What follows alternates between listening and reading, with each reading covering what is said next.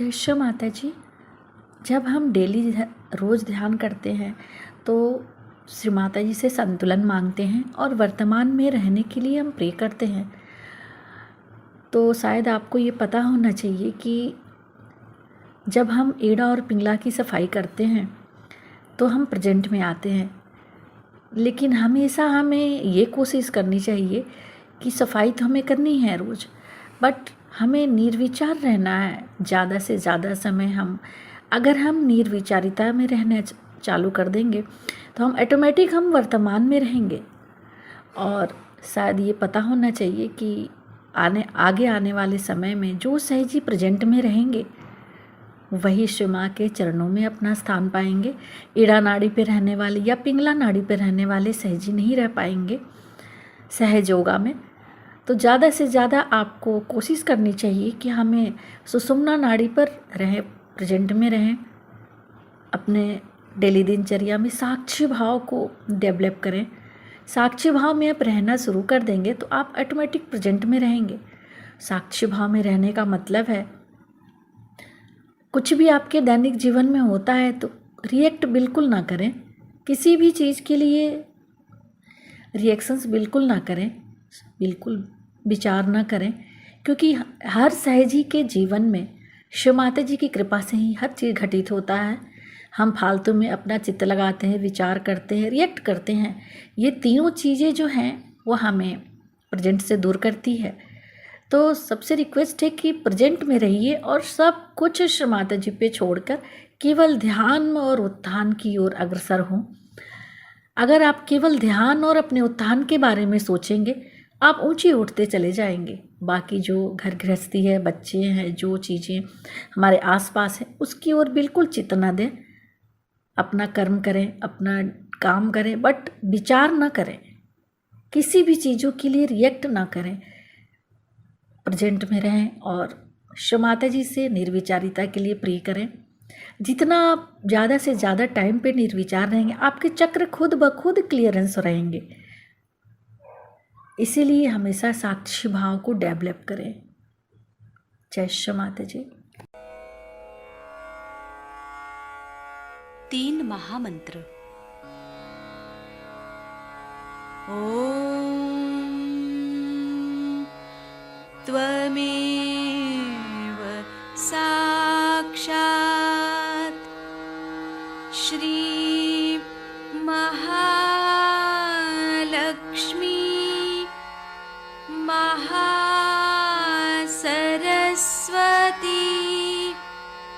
महाकाली त्रिगुणात्मिका कुंडलिनी साक्षात् श्री आदिशक्ति माताजी श्री निर्मला देव्यै नमो नमः।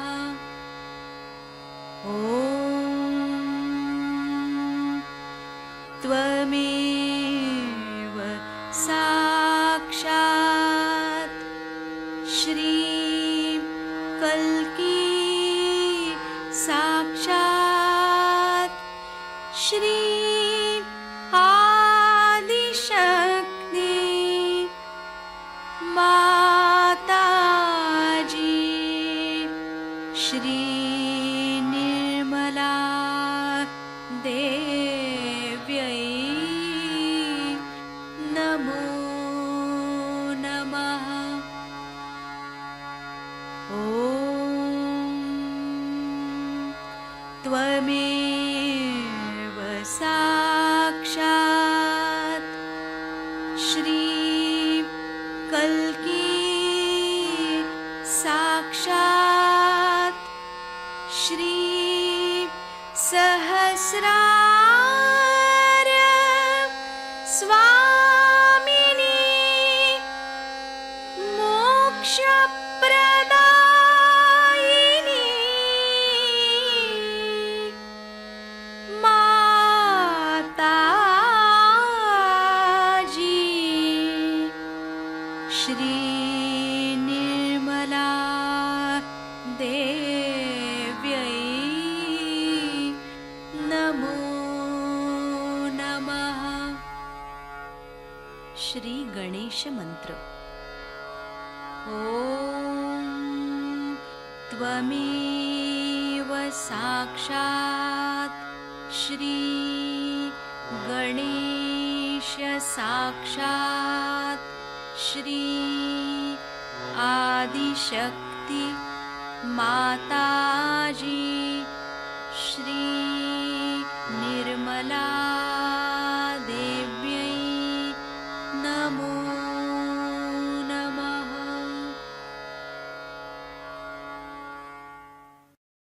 जय श्री माता जी। दोनों हाथ माँ के सामने हृदय में श्री माता जी को नमन करेंगे। परम पूजनीय श्री माता जी, हम सभी के हृदय में अपना स्थान ग्रहण कीजिए। श्री माता जी की छवि को बीचों बीच हृदय में निहारेंगे। परम पूजनीय श्री माता जी, हम सभी के हृदय में अपना स्थान ग्रहण कीजिए। श्री माता जी, हम सबको क्षमा कर दीजिए, हम सभी अज्ञानी हैं।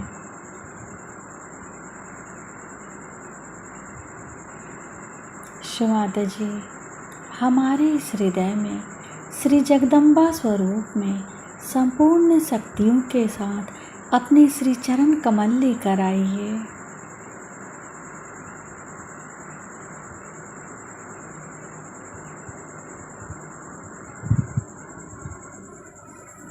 धीरे धीरे अपने संपूर्ण चित्त को मूलाधार पे, तीनों मूलाधार को देखेंगे। बाएं मूलाधार,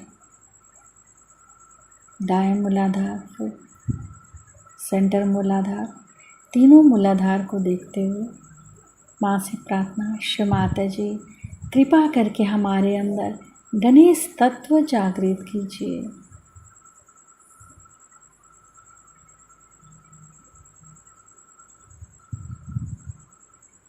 धीरे धीरे सुषुम्ना नाड़ी से अपने चित्त को उठाते हुए फ्रंट आज्ञा पे माँ से प्रार्थना, श्री माता जी मैंने सबको क्षमा कर दिया, अपने आप को भी क्षमा कर दिया। परम पूज्य श्री माता जी कृपा करके आप भी हमें क्षमा कर दीजिए।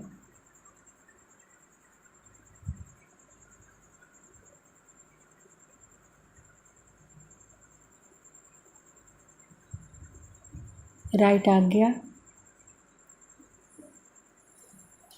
श्री माता जी हमारे दाहिने आज्ञा में जो कुछ भी है उसे हम आपके श्री चरणों में समर्पित करते हैं।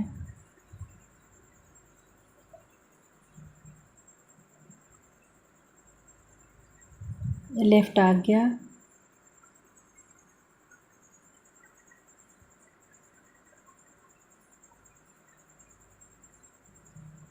श्री माता जी हमारे अंदर जो भी क्रियाएं होती हैं उससे होने वाली समस्त प्रतिक्रिया को शांत कीजिए। बैक आज्ञा, हे परमात्मा आपके शान के खिलाफ जाने अनजाने में जो भी गलती होती है उसके लिए हम हृदय से क्षमा मांगते हैं। कृपा करके हमारे अपराधों को क्षमा करें। श्री महागणेश मंत्र। ओम त्वमेव साक्षात् श्री महागणेश साक्षात् श्री आदि शक्ति माताजी श्री निर्मला देव्यै नमो नमः।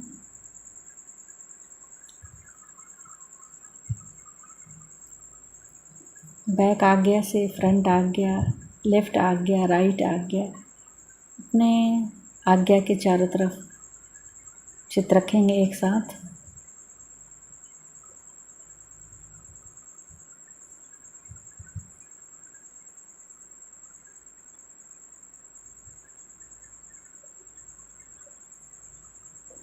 फिर अपने मूलाधार को फ्रंट आज्ञा से जोड़ेंगे। सेंटर मूलाधार को फ्रंट आज्ञा से जोड़ेंगे, मिलाएंगे।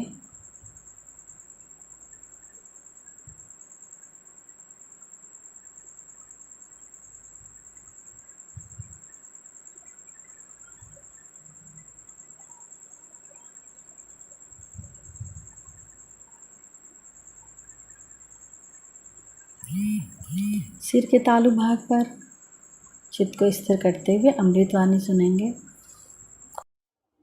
I will be giving you the information about Kundalini.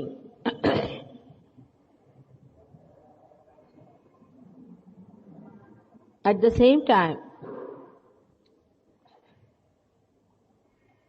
the Kundalini would be rising. You won't feel the rising of the Kundalini. So please put your hands like this. The hands are asking for realization. So in the hand there should be a feeling. You must ask. The hand should be put in such a manner that you are asking. So straight like this, not like that, and on your laps. हात असे करा माझ्याकडे.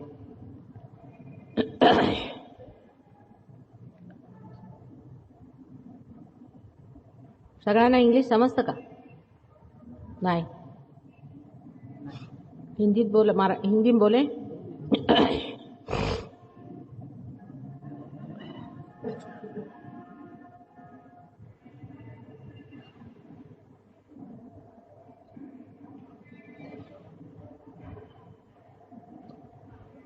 मानव को ये सोचना चाहिए कि परमात्मा ने हमें क्यों बनाया, हमारे जीवन का कोई लक्ष्य है या यूं ही परमात्मा ने हमें अमीबा से लेकर के मनुष्य बनाया। इतनी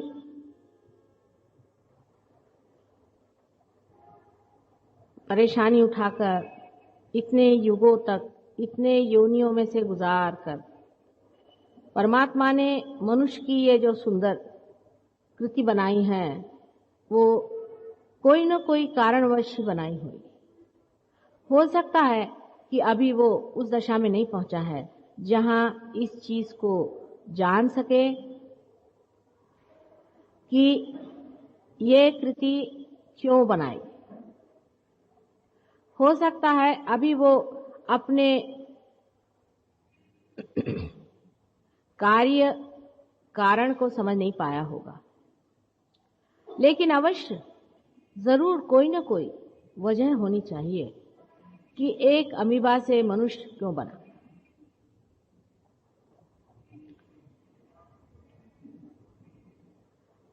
अगर कोई वजह है तो उसे खोजना भी मनुष्य के लिए नितांत आवश्यक है। जब वो उसे नहीं खोज पाता है, जब उसे जान नहीं पाता है, तो उसको परेशान होना भी बिल्कुल ही स्वाभाविक है। ये स्वाभाविक बात है कि आज मनुष्य अत्यंत चिंतित है, परेशान है, घबरा रहा है। उसको ये नहीं पता कि ये घबराहट कहां से आ रही है, किस कारण वो इतना व्यस्त है, इतना क्षुब्ध हुआ घूम रहा। सहज योग इस बात का उत्तर है।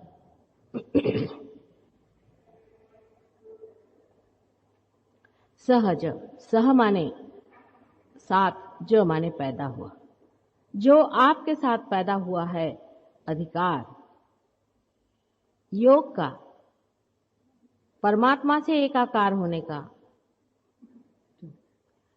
उसी को सहज योग कहते हैं। सहज योग जब मनुष्य आदिम था, जब वो अमीबा था, तब भी सहज योग हुआ, और उससे वो जब चतुष्पाद हुआ तब भी सहज योग घटित हुआ था, और जब से वो द्विपाद हुआ तब भी सहज योग बना था, और जब से वो मनुष्य हो गया तब भी सहज योग घटा था। और आज का जो सहज योग है ये मनुष्य को अपना अर्थ बताने के लिए उसका आखिरी चरम अंतिम लक्ष्य है।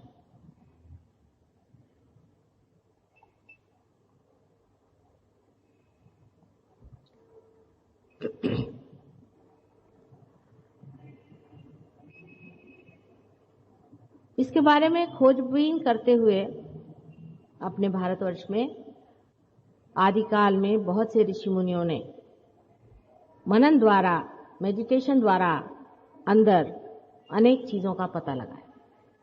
परशुराम के समय में, जब परशुराम का जन्म हुआ था, उस समय लोगों ने जंगलों में खोजने की कोशिश की। सारी दुनिया से अपने को काटकर, घोर ब्रह्मचर्य में रहकर, एकाध छोटी सी गुफा में छिप करके उन्होंने अनेक वर्षों तक तपस्या की। और उसके बाद उन्होंने जो मनुष्य के अंदर के सूक्ष्मतम गुप्त रहस्य हैं, उनका पता लगाया। उनकी खोज भी जो होती रही, उसके लिए बहुत ही थोड़े से लोग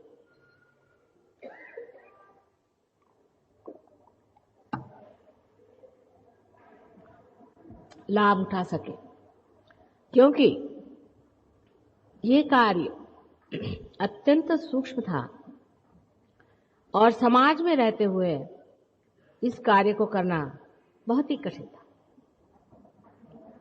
इन लोगों ने अपने धर्म ग्रंथों में या अपने पुस्तकों में, अगर उन्होंने लिखी भी हो, अनेक तरह से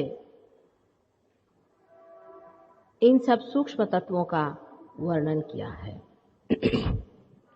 लेकिन कलियुग, जिसे कि आज हम मॉडर्न टाइम्स कहते हैं, इसमें आज वो समय आ गया है जिसे कि हम बहार का समय कह सकते हैं। जैसे कि एक पेड़ पर शुरू में एक आध ही फूल खिलता है, एक आध ही फल लगता है, अनेक वर्षों तक इसी तरह से चलते रहता है। उसके बाद जब बहार आती है तो अनेक फूल खिल जाते हैं। अनेक फूल खिल करके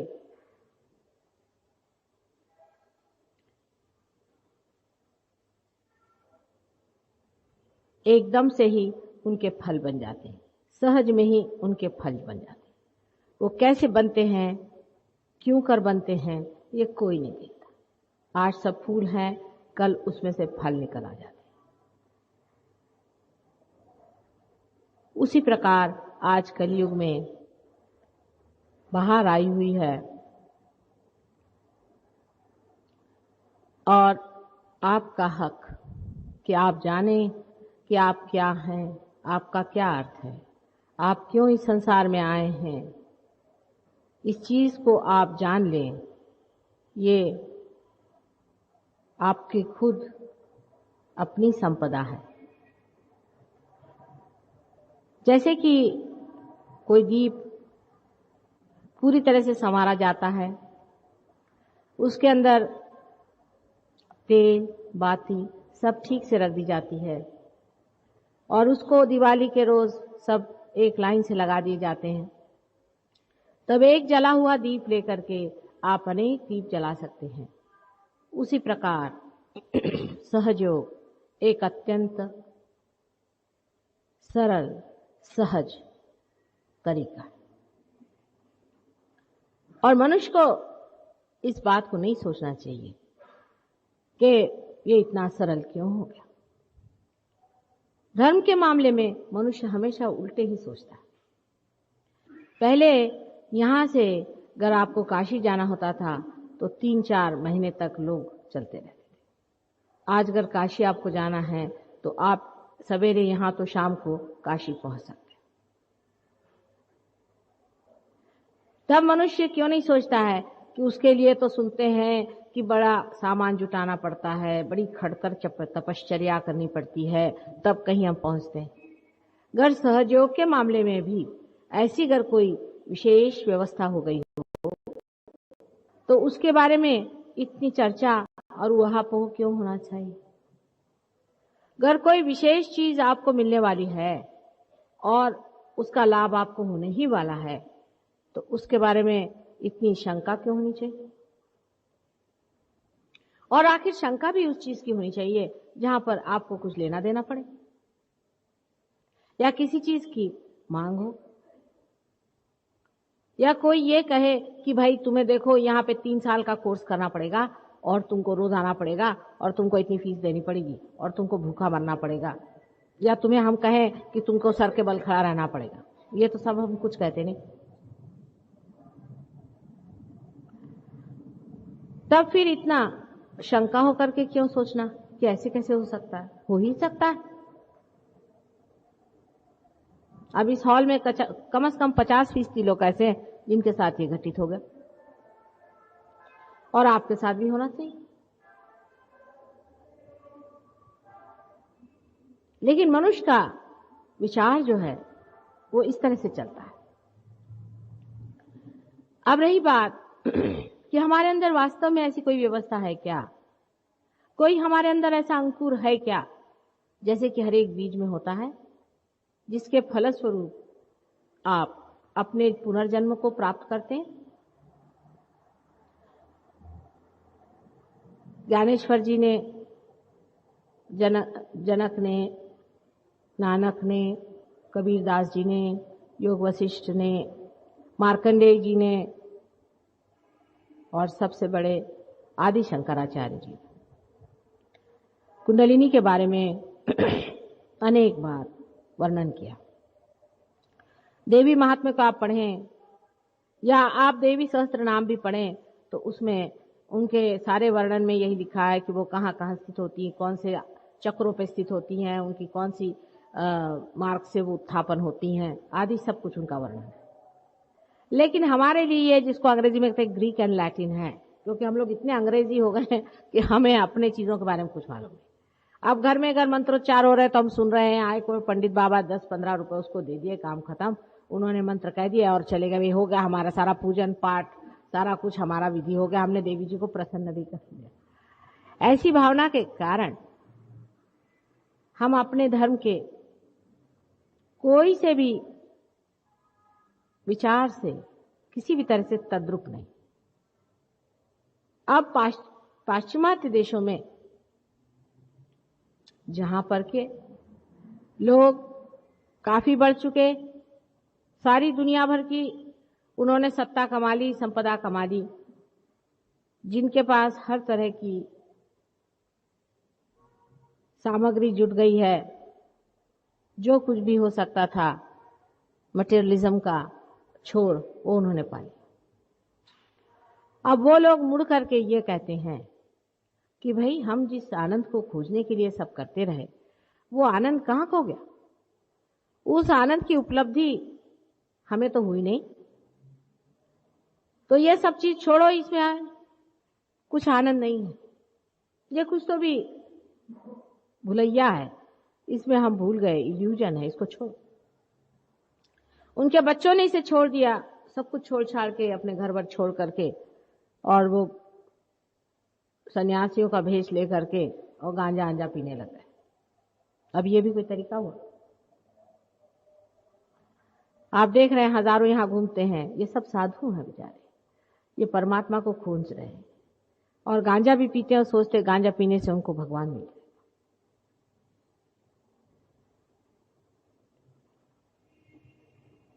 ऐसे समय में सहयोग उपलब्ध हुआ है।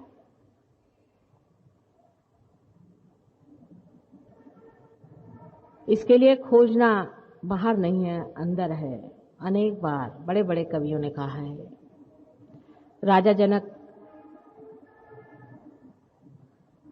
के अवतरण नानक जी थे और नानक जी ने कहा है, काहे रे बन खोजन जाई, सदा निवासी सदा अलेपा तोहे संग समाई।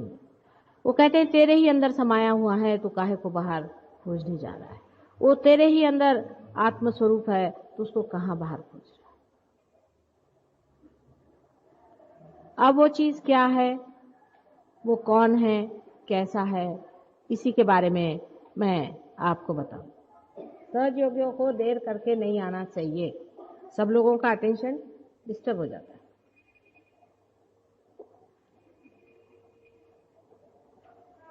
आप साहब इधर देखिए, आपने क्या औरतें आदमी और लड़कियां देखी नहीं क्या?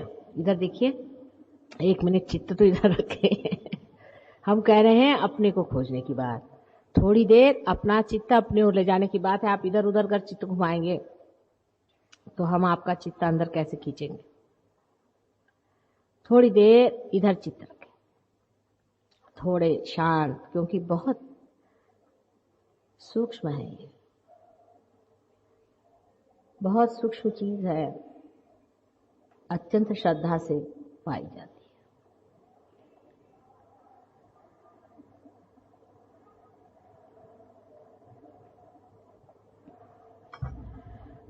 हमारे अंदर शरीर में एक व्यवस्था है जिसे अंग्रेजी में ऑटोनॉमस नर्वस सिस्टम कहते हैं, जिसे हम लोग स्वयंचालित संस्था कहते हैं। ये संस्था हमारे अंदर 3 प्रकार से स्थित है, जिसे कि हम डॉक्टर लोग जिसे left and right sympathetic nervous system और पैरासिम्पैथेटिक नर्वस सिस्टम के नाम से जानते हैं। हमारे सहयोग के शास्त्र के अनुसार ये तीनों ही संस्था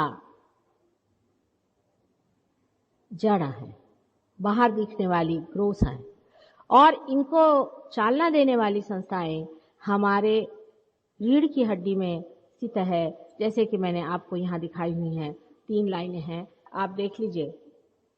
ये 3 नाड़ियां हैं, इसे एक को ईड़ा, एक को पिंगला और बीच वाली नाड़ी को सुषुम्ना कहते हैं। अब ये 3 नाड़ियां हैं या नहीं, वो हमारे अंदर स्थित है या नहीं, सूक्ष्म रूप से यही कार्यान्वित है या नहीं, क्योंकि सिंपैथेटिक और पैरासिम्पैथेटिक तो आप देख सकते हैं, इस सूक्ष्म नाड़ियों को आप देख नहीं सकते, उसका भी साक्षात सहयोग से हो सकता है। लेकिन पहले किसी भी सूक्ष्म चीज को देखने के लिए आपको भी सूक्ष्म होना पड़ेगा, ये तो निर्विवाद।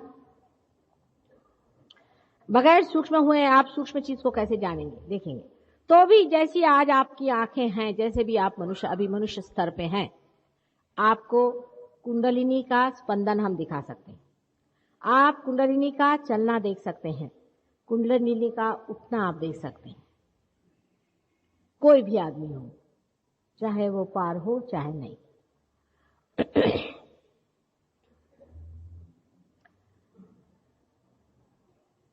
अपने शरीर में ये जो सूक्ष्म व्यवस्था की गई है, ये 3 शक्तियां हमारे अंदर वास करती हैं। जो शक्ति राइट साइड से गुजर के लेफ्ट साइड को चली आती है, उस शक्ति का नाम है महाकाली शक्ति। अब आपको यह नाम अजीब सा लगेगा कि माता जी महाकाली कैसे करें। अब अंग्रेजी लोगों ने तो इसका पता नहीं लगाया, तो इसका अंग्रेजी नाम मैं क्या बताऊं। यही महाकाली शक्ति है जिसके कारण सारे संसार की स्थिति होती है, एग्जिस्टेंस होता है। इसी के कारण सारी संसार का लय होता है, सर्वनाश होता है। जैसे कि कोई चीज किसी वजह से स्थित है, जैसे अपने हृदय के कारण हम लोग जीवित हैं, तो जब हृदय बंद हो जाए तो हम मृत भी हो सकते हैं। यह शक्ति हमारे हृदय को प्लावित करती है। इसका नाम है महाकाली शक्ति। और ये मनुष्य की इमोशनल साइड है, जिसको हम अंग्रेजी लोग जिसे साइकी कहते हैं, वो साइकी का चालन इस लेफ्ट हैंड साइड के सिंपैथेटिक नर्वस सिस्टम से होता है। पर डॉक्टर लोग इसको नहीं मानने वाले, वो तो राइट लेफ्ट को एक ही समझते हैं। माने डॉक्टर और साइकोलॉजिस्ट दोनों आपस में भी नहीं मानते। ये मेरा उनसे झगड़ा ऐसा ही नहीं है, पर उनका आपस में भी बहुत झगड़ा है कि साइकोलॉजिस्ट जो है वो डॉक्टर को नहीं समझा पाता और डॉक्टर साइकोलॉजिस्ट को नहीं समझा पाता। मनुष्य साइकोलॉजी भी है, साइकी भी है, और मनुष्य शरीर भी है, उसका इमोशन भी है, उसका माइंड भी है, वो सब कुछ है। सहयोग मनुष्य को जैसा वो संपूर्ण है उस तरह से उसके बारे में पता लगाता है, अलग अलग भिन्न भिन्न एनालाइज करके नहीं लगाता जैसे साइंस लगाता, पर साइंस की हर एक बात पे वो ठीक बैठेगा। इस नाड़ी को जो लेफ्ट हैंड साइड में है हम लोग महाकाली शक्ति कहते हैं। इस शक्ति से मनुष्य की स्थिति होती है, सारे संसार की स्थिति इसी शक्ति के कारण हुई है। अगर ये स्थिति न हो, ये शक्ति न हो तो मनुष्य की स्थिति ही नहीं बन सकती, उसका एग्जिस्टेंस ही नहीं बन सकता, सारे संसार का एग्जिस्टेंस नहीं बन सकता। लेकिन ये समझ लीजिए कि ये परमात्मा की इमोशनल स्थिति है, ये कार्यान्वित नहीं है, ये स्थिति है। हमारे अंदर ये शक्ति जब कार्यान्वित होती है तो हमारे अंदर जो भी कुछ मर जाता है, जो भी विचार हमारे अंदर आके उठ के खत्म हो जाते हैं, जो भी कुछ हमारा भूत है, पास्ट है, वो सारा ही इससे संचालित होता है। ये उसी को स्टोर करती रहती है। जितना भी हमारे अंदर कंडीशनिंग होता है वो इसी से अंदर स्टोर रहता है, रिकॉर्डेड रहता है। इसे हम महाकाली की शक्ति को जैसे मानते हैं। और दूसरी शक्ति जो हमारे लेफ्ट से गुजर के राइट को आ जाती है उसे हम महासरस्वती की शक्ति।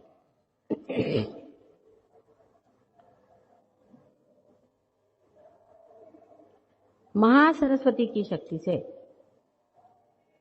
हमारा सारा कार्य होता है, क्रिएशन, सारा थिंकिंग होता है, हाथ पैर चलाना, जो कुछ भी हम काम करते हैं आगे के लिए, फ्यूचर के लिए, जो भी हम प्लानिंग करते हैं, जो भी हम विचार करते हैं आगे के लिए, ये हमारा राइट हैंड साइड की जो शक्ति जिसे हम महासरस्वती कहते हैं उससे होता है। इसके बीच में, बीचों बीच जो शक्ति है इसे महालक्ष्मी की शक्ति कहते हैं। इस शक्ति के कारण हमारा उत्थान होता है, हमारी उत्क्रांति होती है, इवोल्यूशन होता है। आज जो हम अमीबा से इंसान बने हैं वो इसी शक्ति के कारण। मनुष्य का जो आज स्वरूप है वो भी इसी शक्ति के कारण है। यह शक्ति सब वस्तुओं में उसका धर्म स्थापित करती है। धर्म का मतलब आप लोग घबराइए नहीं, धर्म का मतलब होता है उसके अंदर का धर्म। जैसे एक सोने का धर्म है कि ये खराब नहीं होता, कार्बन में 4 वैलेंसीज होती हैं, हर एक अणु रेणु में उसका धर्म होता है। बिच्छू बिच्छू जैसा होता है, सांप सांप जैसे होता है, इसी प्रकार मनुष्य मनुष्य जैसे होता है। मनुष्य का धर्म भी इसी शक्ति से स्थापित होता है और धर्म की स्थापना करने से ही मनुष्य आज इस दशा पे आ गया है। अलग अलग मनुष्य के धर्म है, क्वालिटीज है, वो उसमें आती जाती है और जब इस धर्म की स्थापना हो जाती है, इन 10 धर्मों की, तब मनुष्य की निर्मिति हो जाती है। इस महालक्ष्मी की शक्ति के कारण मनुष्य उस दशा में भी जा सकता है जहां उसे पहुंचना है। इवोल्यूशनरी शक्ति ये आज अपना प्रेजेंट है, इस वक्त जो आप हैं वो शक्ति। इस प्रकार आपके अंदर तीनों काल स्थित हैं, एक भूतकाल पास्ट, एक भविष्यकाल फ्यूचर और एक ये समय प्रेजेंट, अभी आज इस वक्त इस क्षण। इस प्रकार की तीनों शक्तियां हमारे अंदर स्थित हैं। और इन 3 शक्तियों के कारण ही आज मनुष्य इस दशा पर पहुंचा है जहां वो बैठा है।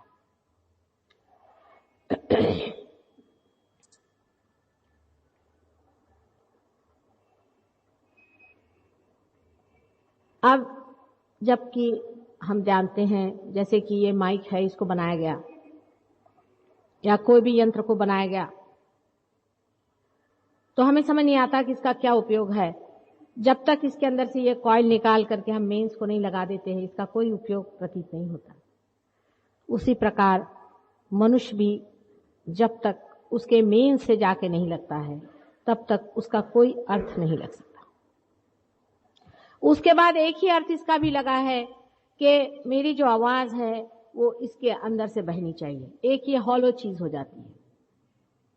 ये इंस्ट्रूमेंट इसलिए बनाया गया है कि ये मेरी आवाज को वहन करे।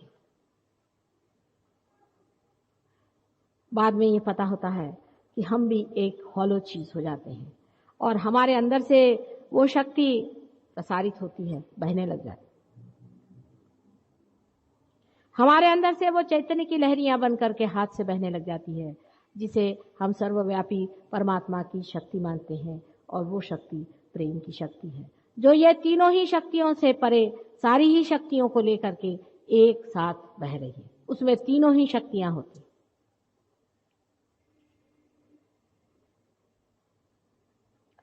अब इसी चित्र को अगर परमात्मा की ओर देखें कि हम अगर परमात्मा के प्रतिबिंब रूप हैं तो परमात्मा इसी प्रकार उनमें भी तीनों शक्तियां संचालित हैं। और जैसे कि इसी के अंदर के कोई छोटे छोटे सेल्स हम लोग बने हुए हैं, जैसे कि ये मैक्रोकोज्म है तो हम लोग माइक्रोकोज्म हैं। इस तरह से एक हम भी इनके अंदर इन्हीं के जैसे बने हुए अंदर में बैठे हुए हैं। और हमको भी सिर्फ जागरूक होना है कि हमारे अंदर से वो सर्वव्यापी परमात्मा की शक्ति बहे। जब तक ये नहीं होगा तब तक आनंद आपको मिल नहीं सकता। जब तक ये गति नहीं आएगी आप अपने जीवन का लक्ष्य तय नहीं सकते। आप चाहे दुनिया की कोई भी चीज पाले, आपको सुख नहीं मिल सकता, आप आनंद में नहीं आ सकते।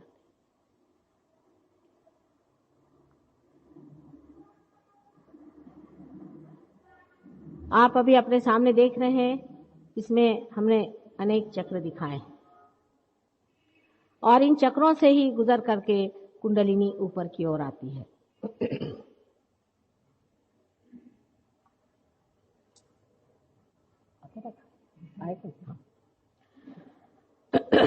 अब इन 7 चक्रों का मैं आपको वर्णन करती हूँ जो इसके अंदर है। अब अभी आप ये लोग शंका न करते बैठे रहें कि ये है या नहीं, या माता जी यूं ही बातें कर रही। अगर आप एक साइंटिस्ट भी हैं तो भी साइंटिस्ट का मस्तिष्क, उसकी बुद्धि खुली होनी चाहिए। You must have an open mind कि एक हम हाइपोथेसिस आपके सामने रख रहे हैं, उसे आप स्वीकार करें, उसे आप देखें और अगर वो घटित हो और वो अगर फलीभूत हो और उसका अगर साक्षात हो तब उसे आप मान लें।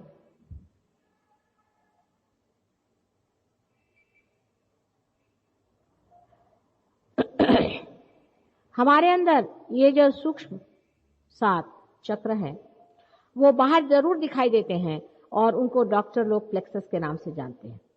साथ साथ मैं उनका भी नाम बताऊंगी जो कि सूक्ष्म के प्रादुर्भाव से, मैनिफेस्टेशन से बाहर एक ग्रोस जड़ प्लेक्सस की रूप में वर्तमान है, जिसे लोग देख सकते हैं और समझ सकते हैं कि हमारे अंदर ऐसी कोई संस्थाएं हैं जिसमें हमारा कोई काबू नहीं।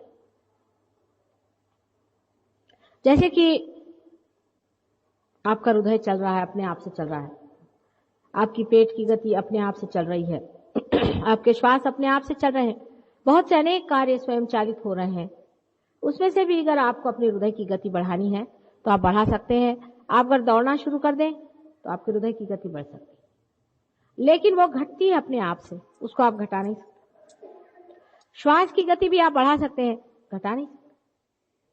ये जो घटाने की क्रिया है ये भी स्वयं चालित है। एक तो जो कि आप बढ़ा सकते हैं, जिसको आप इमरजेंसी में उपयोग में ला सकते हैं, जिसको आप हथिया सकते हैं, वो संस्था है, वो सिंपैथेटिक नर्वस सिस्टम है। और वो है जिस पे आप कुछ भी नहीं कर सकते, वो पैरासिम्पैथेटिक। और सिंपैथेटिक मैंने आपसे जैसे कहा, ये ईड़ा और पिंगला नाड़ी से चालित है, और पैरासिम्पैथेटिक से बीच की संस्था जिसे कि हम सुषुम्ना नाड़ी कहते हैं, उससे चालित है। अब इन तीनों नाड़ियों से प्लावित, सस्टेन्ड अपने अंदर कुछ सेंटर्स हैं। इन सेंटर्स में अनेक देवताएं बिठाए गए। अब बहुत से लोग कहेंगे कि माता जी देवता की बात मत करिए, साइंटिफिक नहीं। लेकिन साइंस के लोग क्या सभी चीजों का जवाब दे सके हैं? एक छोटा सा सवाल अगर आप किसी डॉक्टर से जाकर पूछे कि हमारे शरीर में जब कोई भी वस्तु फॉरेन आती है, बाहर की आती है, तो उसको हमारा शरीर फेंक देता है उठा के। वो पूरी कोशिश करता है कि उसे शरीर से फेंक दे। लेकिन जब हमारे पेट में, या कहना चाहिए जब मां के गर्भ में बच्चा रह जाता है, तब उसे कोई फेंकता तो नहीं फेंकते हैं, लेकिन उसका संवरण करते हैं, उसे संभालते हैं, उसको बड़ा करते हैं। ये कौन करता है? इसका डिसीजन कौन लेता है? ये फर्क कहां से आ जाता है? कोई इसको सोचता है? ये कैसे हो जाता है कि जब कोई शिशु मां के पेट में आ जाता है तो उसका संवरण शुरू हो जाता है, बजाय उसको कि उसको निकाल के फेंक दिया जाए?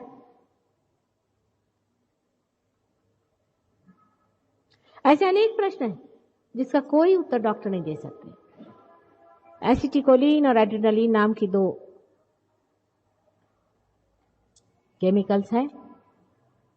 जब वो हमारे शरीर में प्रवेश करती हैं और या हमारे शरीर में कार्यान्वित होती हैं, तो उनके एक्शन अलग पड़ते हैं। जैसे जहां रिलैक्स करना हो वहां पर वो ऑगमेंट कर देती है, माने उसको छोटा कर लेती है, खींच लेती है।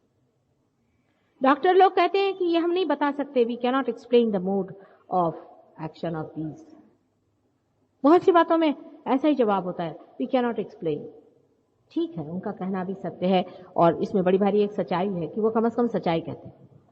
लेकिन इन लोगों की खोज क्योंकि बाहर से है, अंधेरे में से आप जब कहीं जगह आप जाते हैं तो आपको कुछ पूरी चीज दिखाई नहीं देती। एक चीज मिल गई, दूसरी चीज मिल गई, उसका कनेक्शन नहीं बन पाता। फिर आप एक ही चीज लेकर उसका विश्लेषण, एनालिसिस करते करते जाते हैं, तब आप उस जगह जाके पहुंचते हैं जहां पूरी चीज जो सम्यक है उसको आप भूल जाते हैं। आप जानते हैं कि एक डॉक्टर एक आंख को देखेगा तो दूसरा डॉक्टर दूसरी आंख को देखता है। आपको अगर पूरा शरीर एग्जामिन करना है, कम से कम 60 डॉक्टर की जेब गर्म करनी पड़ती है। जब मनुष्य एक ही है और उसकी कला, उसका संगीत, उसकी कविताएं वो कहां से आती, उसका भी किसी को कोई अंदाज नहीं है। क्योंकि जब आदमी बाहर से खोजता है तब ऐसा ही होता है। लेकिन एक बात हो सकती है कि इस अंधेरे कमरे में अगर एकदम से प्रकाश हो जाए तो सभी कुछ एकदम से जाना जा सकता है। यही हमारा सहयोग है। हमारे अंदर स्थित सबसे नीचे त्रिकोणाकार अस्थि में आप देखेंगे एक 3.5, सबको दिखाई दे रही, 3.5 वर्तुल में, सर्कल में, लपेट में कुंडलिनी नाम की एक शक्ति है। यह है कि नहीं मैंने आपसे पहले ही बताया, मैं इसका साक्षात आपको दूंगा। यह शक्ति सुप्तावस्था में रहती है। यह तब तक सुप्तावस्था में रहती है जब तक इसका कोई अधिकारी सामने नहीं आता। इसका अधिकारी बहुत ही बिरला होता है, करीबन होता ही नहीं कहना चाहिए। कम से कम मुझे कोई मिला नहीं, जब से मैंने जन्म लिया है, इस जन्म में तो मुझे कोई मिला नहीं। कुछ लोग हैं जरूर संसार में जिनको कि मैं कह सकती हूँ कि पार हो चुके हैं, लेकिन वो कोई भी एक भी संसार में नहीं विचरते। सब लोग जंगलों में बैठे हुए, बहुत ही कम, बिरला ही, एक आधा ही इसका अधिकारी देखा जाता है। वही जब सामने आ जाता है, उसका जब साक्षात होता है, क्योंकि ये चेतना है, अवेयरनेस है, ये सोचती है, समझती है, ऑर्गेनाइज करती है। हम किसी शक्ति को ये नहीं समझ सकते कि जो सोचती है, समझती है, कोऑर्डिनेट करती है और प्यार करती है। ऐसी किसी भी शक्ति को हम नहीं समझ सकते, पर जब हम ये सब कर सकते हैं तो कोई ना कोई ऐसी शक्ति इसका स्रोत तो होगी ही। आखिर हम किस तरह से ये सब कार्य करते हैं? जो चीज पेड़ में नहीं होगी वो फल में कहां से आएगी? इसका स्रोत कहीं ना कहीं तो होगा, ये शक्ति कहीं ना कहीं तो विराजमान होगी, जिससे कि हम प्यार करते हैं, सोचते हैं और सारे कार्य को करते हैं। उसी शक्ति का अंश मात्र आपके अंदर, हर एक के अंदर इसी तरह से बीच वाली सुषुम्ना नाड़ी से अंदर उतरता है और यहाँ पर 3 साढ़े 3 लपेट में, उसका भी बड़ा शास्त्र है, गणित है, अपने अंदर स्थित रहता है। बड़ी सुंदर व्यवस्था है अंदर और वो सुत रहती है। अब बहुत से लोग कहते हैं कि हम कुंडलिनी जागरण करते हैं।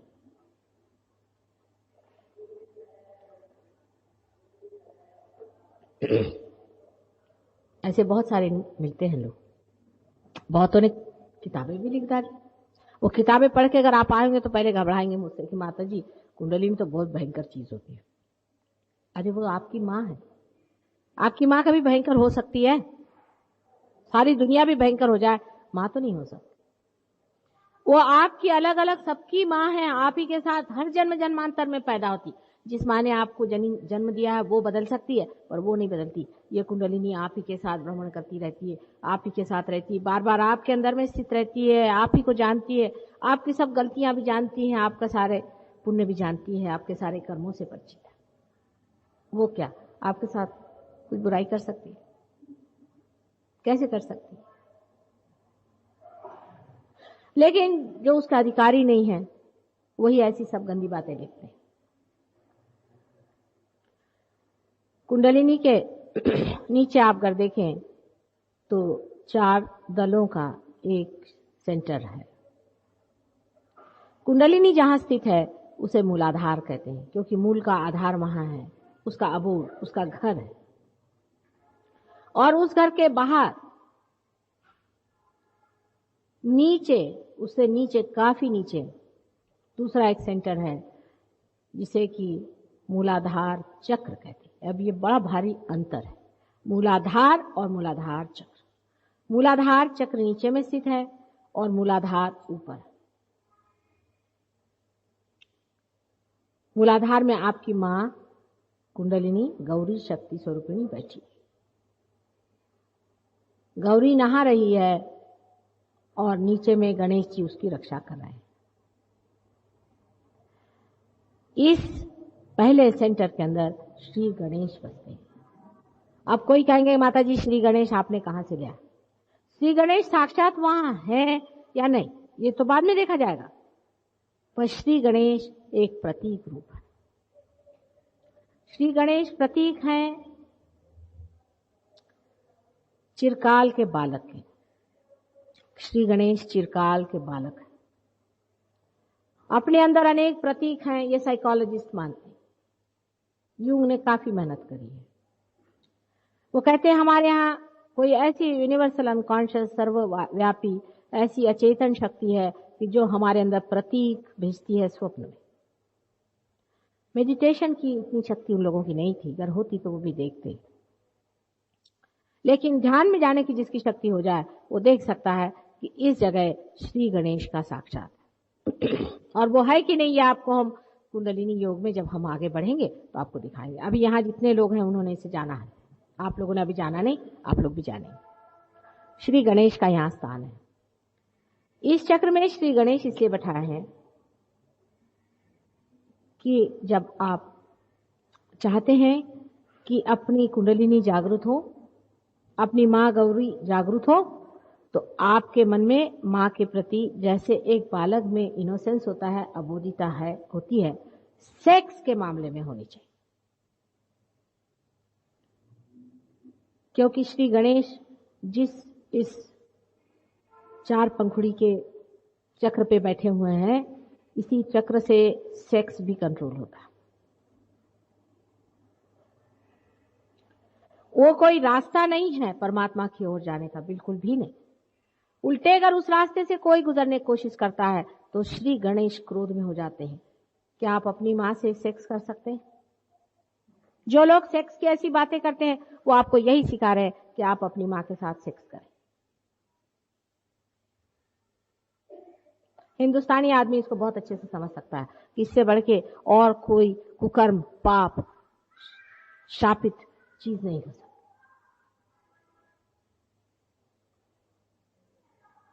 मूलाधार चक्र पर श्री गणेश अपनी मां की लज्जा का रक्षण कर रहे हैं।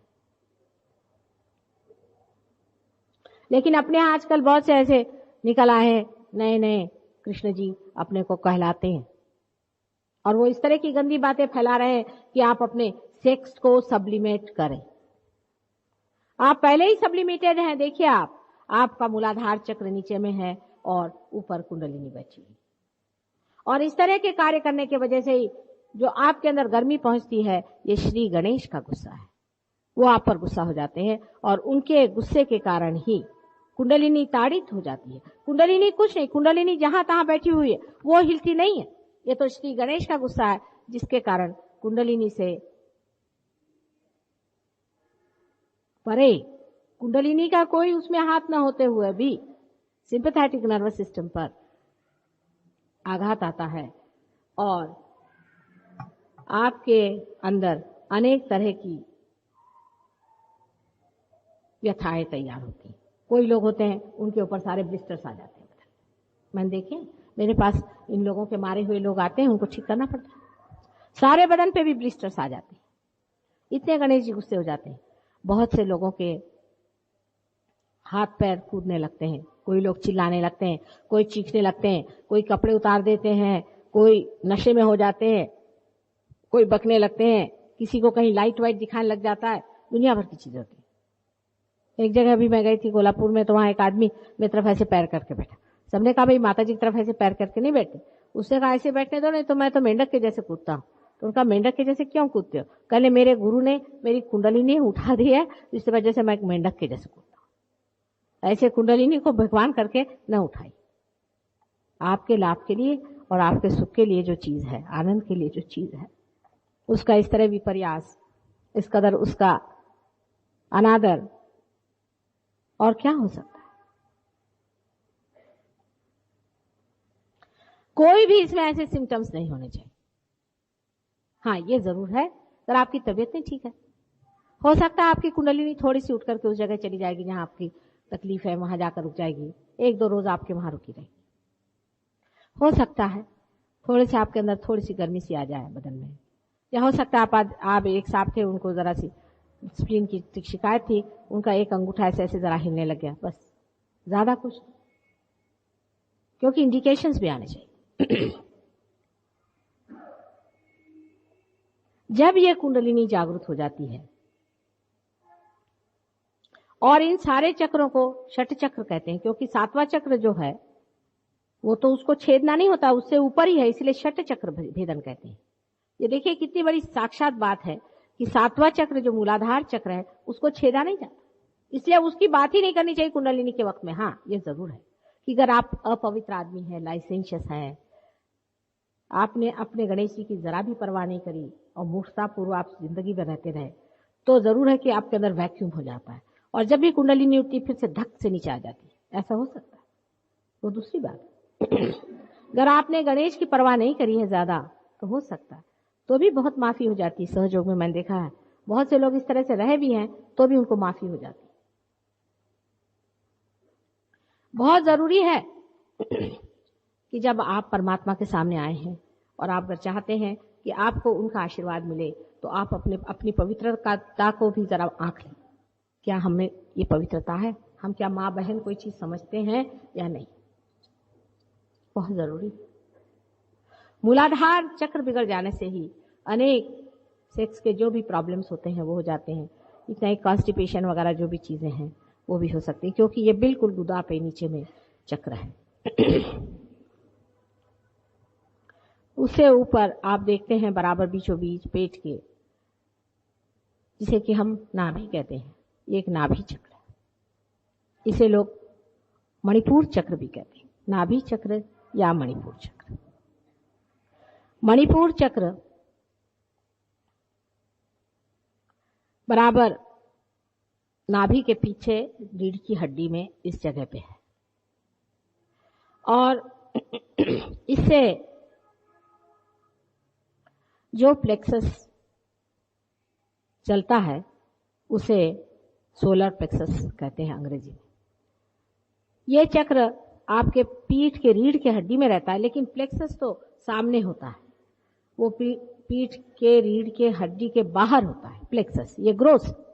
और जो सूक्ष्म चक्र है वो आपके हड्डी के अंदर होता है, मेडुला ऑब्लोंगेटा में, जिसको कि हम स्पाइनल कॉर्ड के अंदर जो मेडुला ऑब्लोंगेटा है उसके अंदर होता है।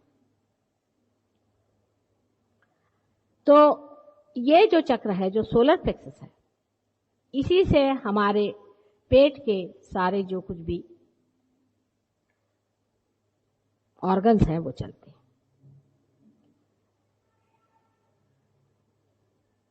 इसके अलावा एक चक्र आप देखते हैं जो कि इसी चक्र से निकल के चारों तरफ घूमता है, इसे स्वादिष्ठान चक्र कहते हैं। और इस चक्र में 6 पंखुड़ियां होती हैं। इस पे श्री ब्रह्मदेव का वास है और सरस्वती उनकी शक्ति है।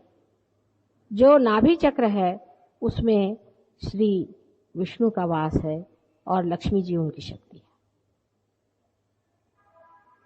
अब समझ लीजिए कोई आदमी जरूरत से ज्यादा गरीब है, हो सकता है उसके नाभि चक्र खराब है। नाभि चक्र के खराबी से अपने देश का ही नाभि चक्र खराब है, इसलिए यहां गरीबी ज्यादा है। आप लक्ष्मी जी की अनेक पूजा कर लीजिए, दुनिया भर के आप कर लीजिए काम, लेकिन आपको फायदा नहीं हो सकता जब तक आपका नाभि चक्र ठीक नहीं होगा, आपकी हालत ठीक नहीं होगी। लेकिन लक्ष्मी जी का मतलब पैसा वाला नहीं होता है, या आप बार बार अनेक बार अच्छे साफ तरीके से समझिए। आज सिर्फ मैं इन 2 चक्रों के बारे में बता करके और ध्यान करवाऊंगी, कल बाकी के बताऊंगी। सिर्फ लक्ष्मी जी और सरस्वती जी के बारे में मैं आपको बताऊंगी। ये कल्पना नहीं, ये साक्षात है, वास्तविक। क्योंकि नाभि चक्र जो है ये धर्म की स्थापना करता है हमारे अंदर। मनुष्य के 10 धर्म हैं, वो होने चाहिए। अगर मनुष्य के 10 धर्मों में से वो टूट जाता है तो वो फिर सहयोग के लिए उपयोगी नहीं, उसके धर्म बांधने पड़ते, उसकी जागृति नहीं हो सकती। ये 10 धर्म हैं, ये हमारे अंदर मिनिमम होने चाहिए। जब वो होते हैं तभी आदमी धर्मातीत हो सकता है। लक्ष्मी जी एक स्त्री स्वरूप आप दिखाई गई। स्त्री स्वरूप का मतलब है माता हृदय होना चाहिए जिस आदमी के पास पैसा है। लक्ष्मीपति उसे कहना चाहिए जो स्वयं अत्यंत सहृदय हो और जिसके अंदर मातृत्व हो सबके प्रति।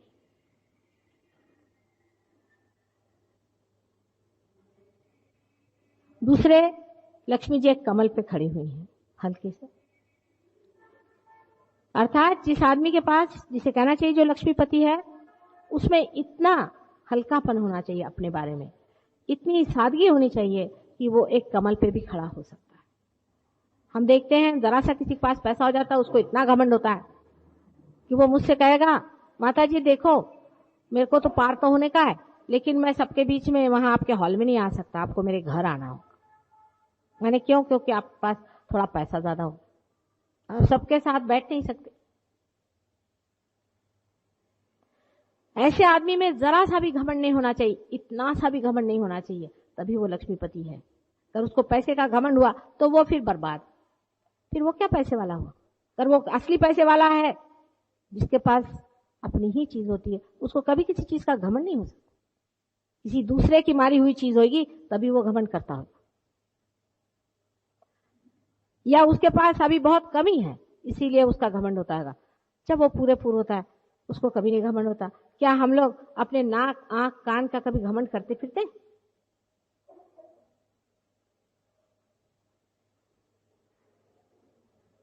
उसके दोनों हाथों में, लक्ष्मी जी के दोनों हाथों में कमल हैं, गुलाबी रंग के। गुलाबी रंग के कमल खिले हुए हैं। मतलब ये है कि जो लक्ष्मीपति हो उसका हृदय इन कमलों जैसा खुला होना, खुले दिल का आदमी होना चाहिए। कोई आया उस पे भौंकने लग जाए, वो लक्ष्मीपति कैसा? वो तो कुत्ता हुआ, वो लक्ष्मीपति नहीं हो सकता। कमल के जैसे, जिसकी सुरभि सारे संसार में फैली हुई हो, पता हो एक लक्ष्मीपति यहाँ रहते हैं, लोग सर झुकाएं उसके आगे अपने आप से, क्या हाँ ये आदमी है ना, इसको चढ़ गई लक्ष्मी। लक्ष्मी नहीं चढ़ सकती। ये पैसे वाले हैं, ये लक्ष्मीपति नहीं। इनके पीठ पीछे लोग कहते हैं अरे वो बड़ा दारूबाज है, वो फलाना है, वो ठिकाना है, वो काला बाजार है, फलाना है, ठिकाना है, सब ऐसी बात करते। कोई प्रशंसा नहीं करता, कोई ग्रेस नहीं, कोई उसमें ब्यूटी नहीं। ऐसे एक आध होते हैं। मैं जहाँ पैदा हुई थी वहाँ एक थे हमारे यहाँ, उनको कहते थे डी लक्ष्मी नारायण करके, एक बड़े रईस आदमी थे। उनको आप लक्ष्मीपति कह सकते। अत्यंत निगर्वी आदमी थे वो, बहुत ही सरल, बच्चों जैसा उनका स्वभाव था। पर ऐसे अनेक अनेक देखे मैंने, बहुत कम ऐसे होते हैं। और कमल के जैसा उनका घर होना चाहिए, सुंदर, गुलाबी, जिसमें हृदय की गुलाबीपन हो, हृदय का खिंचाव हो, लोगों को स्वीकार्य हो, सबका वहां आना हो। गूंगे जैसे प्राणी को भी कमल अपने हाथ स्थान देते हैं और उसको कंफर्टेबल और बिल्कुल आराम से सुलाते हैं। उसमें कोजीनेस होती है कमल की, उसके हृदय की वो कोमलता होनी चाहिए। ऐसे आपने देखे हैं क्या? कोई एक आध दिख जाए तो मुझे आके बताना। बहुत मुश्किल से। पैसा आया और गधे बन गए, कुछ नहीं हुआ तो शराब पिया, नहीं तो जुआ खेले। क्या आदमी की बुद्धि है कि क्या? उसके पास पैसा आया, उसकी बुद्धि हमेशा उल्टी तरफ जाती। घोड़े से भी बदतर बुद्धि है आदमी की। सोच सोच के आश्चर्य लगता है। कभी भी सुबुद्धि नहीं आती उसको पैसे से। ऐसा पैसा किस काम का? वही पैसा काम का है जिससे मनुष्य में सुबुद्धि आए, उसका धर्म जागृत हो। परमात्मा इसलिए आपको ज्यादा पैसा देते हैं कि आपके हाथ से धर्म कार्य हो, संसार का भला हो। धर्म का और पैसे का बड़ा नजदीकी संबंध है। मैं आपसे बताती हूं, आप विश्वास करें या न करें। कल ही मैंने बताया था कि मैं किसी के घर गई थी, उन्होंने बताया माता जी आप जरूर आना, यहाँ बहुत जरूरी काम है, बहुत रईस लोग हैं, ये हैं वो है। मैंने कहा देखो भाई मेरे को कुछ समझता नहीं रईस ऐसी, तुम कहते तो मैं चलती हूँ, रास्ते में है बहुत काम है। गई जैसे पैर रखते मैंने कहा इस घर पे बड़ा भारी सांप है, तुम कुछ भी कहो रईस हो चाहे कुछ। कहे कैसे? मैंने घर शापित। उनके घर में जाके देखा कि दो उनके लड़के हैं, जवान लड़के हैं, और वो पूरी समय कुर्सी पे ही बैठे हुए हैं। उनके पैर ऐसे, हाथ ऐसे, ना वो सो सकते हैं। जब से पैदा हुए तब से ऐसे ही। क्या करने का उस पैसे? आप क्या हाथी लेकर आप घूमिएगा? आपके दोनों बच्चे तो ऐसे हो गए।